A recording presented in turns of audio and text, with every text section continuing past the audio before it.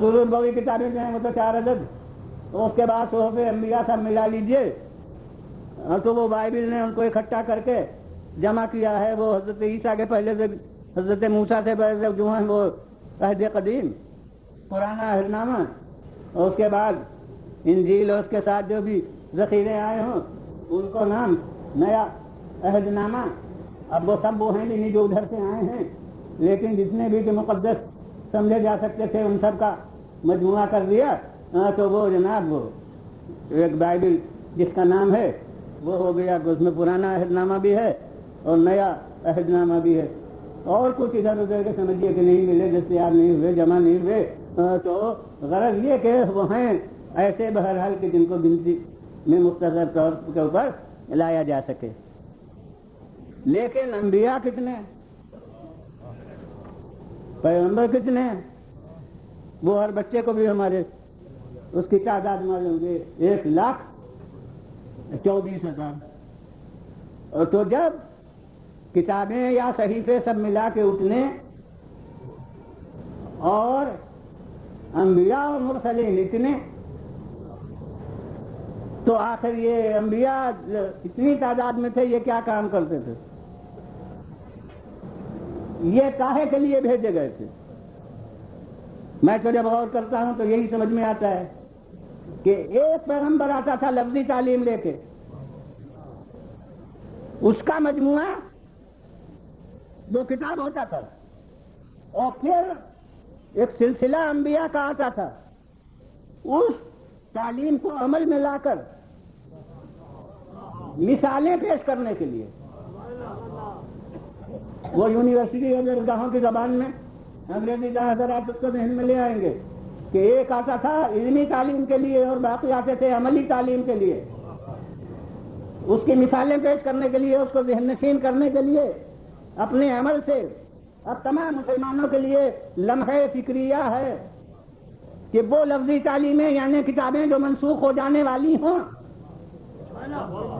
اس کی حفاظت کے لیے یہ سامان کیا جائے کہ ادھر سے اس کے بعد ایک سلسلہ ہو کہ جو ان کی حفاظت کا اور ان کے ذہن نشین کرنے کا ذریعہ ہو، اور وہ کتاب جو قیامت تک کے لیے بھیجی گئی ہو، اور وہ قانون جو آخر عمر ابد تک کے لیے آیا ہو، اس کو اس رہنما کے اٹھنے کے بعد لاوارث چھوڑ دیا جائے. کیجیے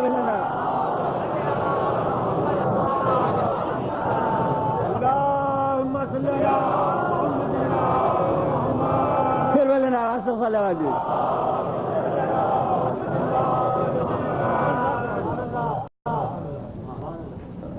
وہاں وہ شریعت جو منسوخ ہو جانے والی تھی اس کے لیے آ رہا ایک سلسلہ حفاظت کے لیے، ایک سلسلہ رہنمائی کے لیے.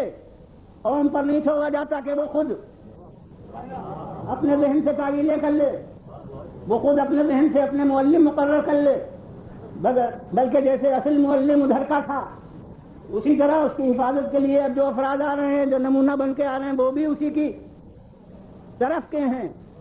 اور اب جو آخری کتاب ہو، اچھا اب اس 1,24,000 انبیاء کے دور کے افراد جنہوں نے کہ رہنمائی قبول کی ہو، کفار کا ذکر نہیں، جنہوں نے کہ کسی دور جس نے جس کو نہیں مانا، جس نبی کو، وہ کافر ہوا اس وقت کا. اور تو ان کے لیے جنہوں نے مانا ان کے لیے ایک سلسلہ ہے کہ جو اس تعلیم پر عمل کرنے والوں یا بتانے والوں کا اور سکھانے والوں کا ادھر سے مقرر کیا گیا ہے، مگر کسی امت کے افراد نے نہیں کہا کہ ہمارے لیے وہ کافی ہے. اور یہ غیر منسوخ جو شریعت ہے اس کے لیے جب وہ لانے والا کہتا ہے کہ میں ایسا سامان کر جاؤں کہ تم گمراہ نہ ہو، تو لوگ کہتے ہیں ہمیں نہیں ضرورت، ہمیں وہ کافی ہے. جو آپ نے مجموعہ کتابی ہمیں دے دیا اور وہ بھی مجموعے کی شکل میں اس وقت کہاں ہے؟ وہ ایسا ہے کہ جب اکٹھا کیا جائے تو مجموعہ ہوگا.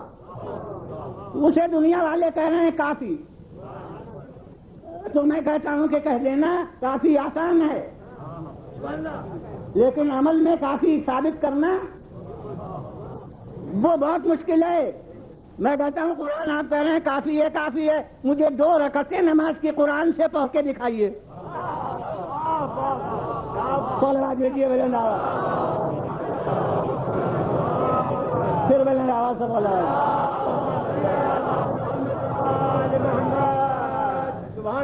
جب رہنما نہیں ہے تو آپ قرآن کو لغت سے حل کیجیے گا.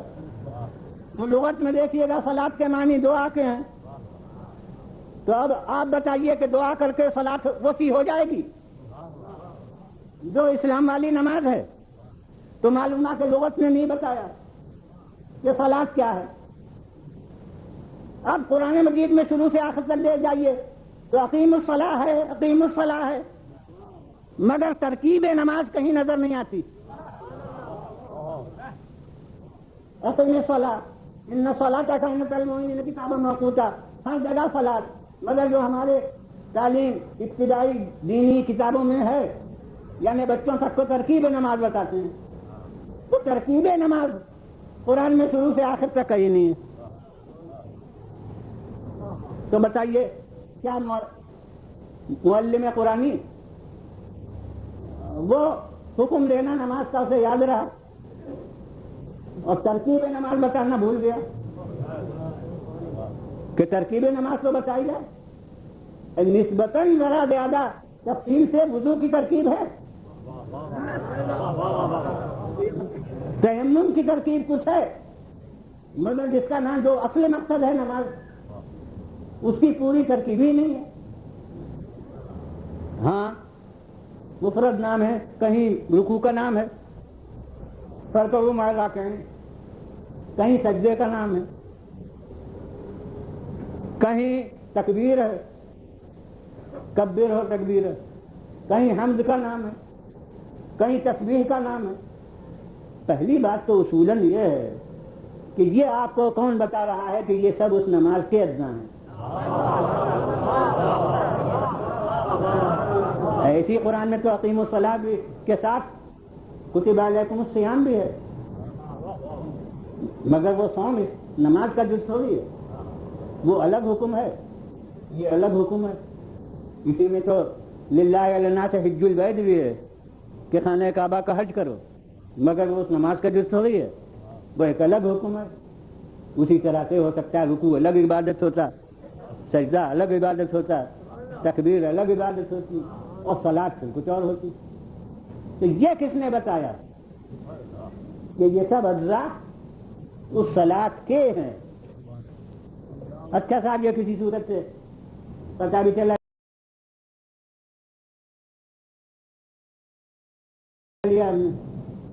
تو یہ مفرد اجزاء مرکب کیوں کر ہوں تو پورا نسخہ نماز کا بنے. اگر کوئی مسلمان آپ کے سامنے آ کے ایک عدد سجدہ کرے اور پھر جھک کے نہیں بلکہ ابھر کے رکوع کر لے اور پھر قیام کر لے اور پھر ایک عدد تکبیر کہہ لے اور پھر تسبیح کوئی پڑھ لے، تو جو پسند چاہے کھا لیجیے کہ جتنے اجزاء تھے قرآن کے سب وہ عمل میں لے آیا. مگر کسی مکتب خیال کا آدمی بتائے کہ ایک عدد نماز ہوئی، اس کے معنی یہ ہے کہ نماز قرآن میں دیکھ کر نہیں ہوئی ہے، محمد رسول خدا کے عمل کو دیکھ کر. صلوات بھیجیے بلند آواز، پھر بلند آواز سے صلوات.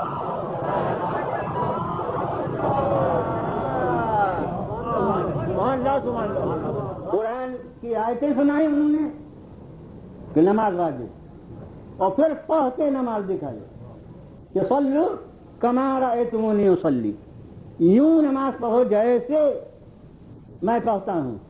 تو جب قرآن نے نماز پڑھ کے دکھائی کہ جیسے میں پڑھتا ہوں، تب ہم سمجھے کہ ایسے نماز ہوتی ہے، ورنہ بغیر اس کے ہم نہیں سمجھ سکتے تھے.